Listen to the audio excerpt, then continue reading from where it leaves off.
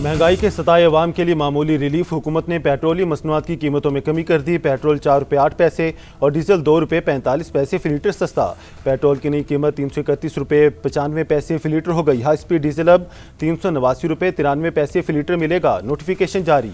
रात 12 बजते ही पेट्रोलियम मसनूआत की नई कीमतें लागू हो गईं। ओगरा नोटिफिकेशन के मुताबिक डीजल और पेट्रोल की नई कीमतों का इतलाक 4 अगस्त के लिए किया गया। वफाकी हुकूमत की उल्टी गिनती शुरू हो चुकी। बिलावल भुट्टो जरदारी ने बड़ा दावा कर दिया।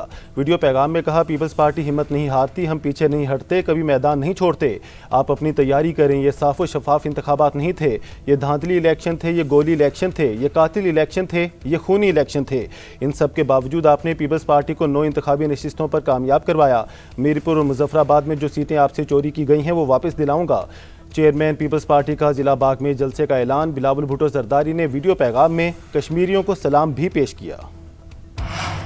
वज़ीर आज़म के मुशीर राना सनाउल्लाह ने मोहसिन नकवी के बयानात बिला जवाज़ करार दे दिए। GNN से खसूसी गुफ्तगू में वज़ीर दाखिला के बयान पर खुलकर तनकीद। कहा, वज़ीर दाखिला ने जो बातें की उनका हुकूमती मामलात से कोई लेना देना नहीं। नए सूबे बनाने का वज़ीर आज़म की कारकर्दगी से क्या ताल्लुक है। निज़ाम न चलने की बातें बेवज़न हैं। मोहसिन नकवी से दरख्वास्त है, इस तरह के बयान पर मुशावरत नहीं करनी तो कम अज़ कम बयान देने से पहले सोच ज़रूर लिया करें। ईरान के साथ मुज़ाकरात शुरू हो चुके। आबने हुर्मुज़ को खोलने पर बातचीत जारी है। आबने हुर्मुज़ को कल तक लाजमी खुल जाना चाहिए। अमरीकी सदर ट्रंप की वाइट हाउस में मीडिया से गुफ्तगू। कहा, अमरीकी बहरिया का आबने हुर्मुज़ पर मुकम्मल कंट्रोल है। हमारी मर्जी के बगैर कोई भी चीज़ ईरान तक नहीं पहुँच सकती। ईरान के पास अब ये आखिरी मौका है। ईरान की दरख्वास्त पर इनके साथ बातचीत कर रहे हैं। ईरानी क़यादत नाकाबिल यकीन हद तक मुनाफ़कत का मुज़ाहरा कर रही है। ईरानी पहले मुज़ाकरात की इल्तिजा करते हैं, फिर अलल ऐलान कहते हैं कि कोई बातचीत नहीं हो रही। जब तक समझौता या मुकम्मल सरेंडर नहीं होता, ईरान की नाकाबंदी बरकरार रहेगी। कशीदगी को बढ़ाना नहीं चाहते, मुल्की मफादात का पूरी कुव्वत के साथ दिफा करेंगे। ईरानी सदर मसूद पेज़ेश्कियान का ऐलान। अमरीका से कोई बातचीत नहीं हो रही। कोई वफ्द वाशिंगटन से तेहरान आ रहा है, ना ही कोई वहाँ जा रहा है। मुज़ाकराती टीम तेहरान में ही मौजूद है। ईरानी वज़ारत ख़ारजा के तर्जुमान इस्माइल बकाई की वजाहत। कहा, आबने हुर्मुज़ से मुतालिक मुज़ाकरात में अमरीका शरीक नहीं, सिर्फ ओमान के साथ बातचीत हो रही है। कोई नई सालिस सामने नहीं आए। इलाकाई ममालिक में कशीदगी में कमी की कोशिश कर रहे हैं। नायब वज़ीर आज़म इसहाक़ डार का ईरानी वज़ीर ख़ारजा अब्बास अराग़ची से टेलीफोनिक रब्ता। इलाकाई और आलमी सूरत हाल पर तबादला ख्याल। इसहाक़ डार के ईरानी वज़ीर ख़ारजा को जल्द पाकिस्तान के दौरे की दावत।